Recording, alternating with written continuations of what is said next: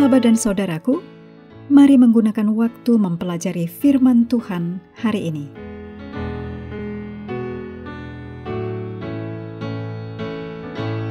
Hari Jumat tanggal 30 Mei, ini merupakan bagian pendalaman dalam pelajaran Mazmur bagian kedua.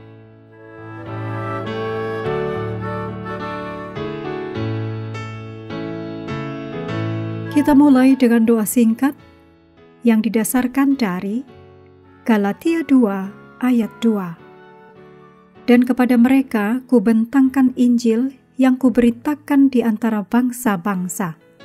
Amin.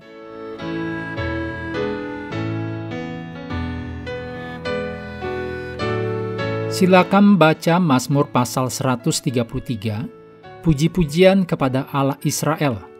Juga Kisah Para Rasul 1 ayat 4-9 dan Wahyu 5 ayat 4-7.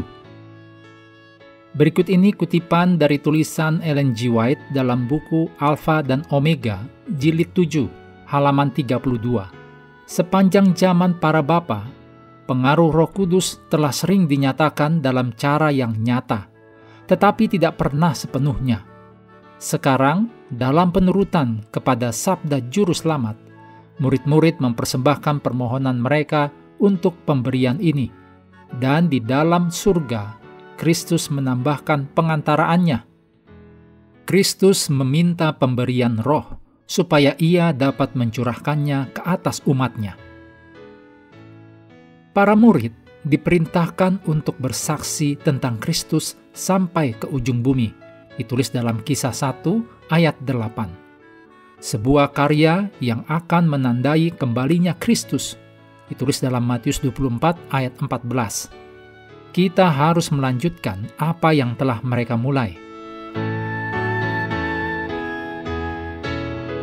Ketika Kristus menyuruh kita untuk membawa Injil ke dunia, Kristus tidak meninggalkan kita sendirian untuk memikirkan bagaimana hal itu bisa terjadi.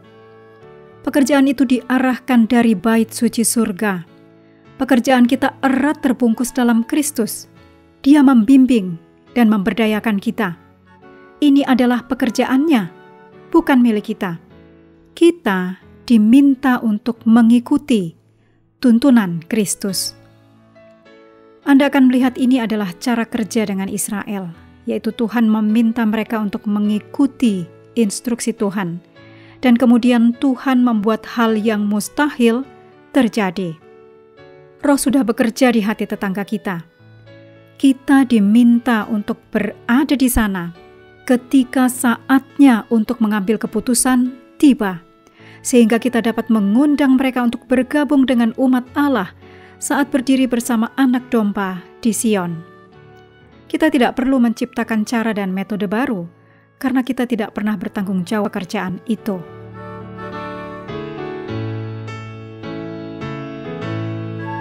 Berikut ini hal-hal untuk diskusi. Yang pertama, ada banyak orang yang belum terjangkau, meskipun pekabaran 3 malaikat telah tersebar ke seluruh dunia. Diskusikan bagaimana kita sebagai gereja dapat memenuhi dengan lebih baik tugas dari Kristus yang menggunakan kita untuk dikenapi. Kita bisa belajar untuk tidak putus asa ketika benar bahwa masih banyak orang yang belum pernah mendengar kebenaran akhir zaman ini. Yang kedua, dalam Wahyu pasal 5, Yohanes menyaksikan gulungan yang dimeteraikan diberikan kepada anak domba karena dia layak. Ketika meterai-meterai pada gulungan itu dibuka dalam Wahyu pasal 6, kita melihat sejarah gereja Perjanjian Baru dengan jelas dinubuatkan sampai akhir zaman. Diskusikan pelajaran yang kita dapatkan tentang cara yang Allah maksudkan untuk menyelesaikan pekerjaan ini. Yang ketiga, diskusikan peristiwa apa yang kita lihat sekarang di dunia yang dapat dengan mudah menuntun pada apa yang kita ketahui akan datang dalam Wahyu pasal 13 dan 14, serta hambatan apakah yang masih ada.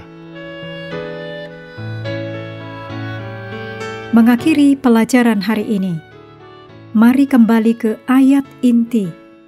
Mazmur 67 ayat 4 dan 5. Kiranya bangsa-bangsa bersyukur kepadamu, ya Allah. Kiranya bangsa-bangsa semuanya bersyukur kepadamu. Kiranya suku-suku bangsa bersukacita dan bersorak-sorai, sebab Engkau memerintah bangsa-bangsa dengan adil dan menuntun suku-suku bangsa di atas bumi. Sahabat juga perlu melengkapi waktu untuk bersekutu dengan Tuhan setiap hari.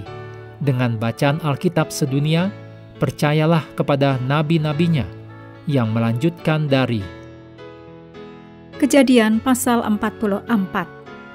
Tuhan memberkati kita semua.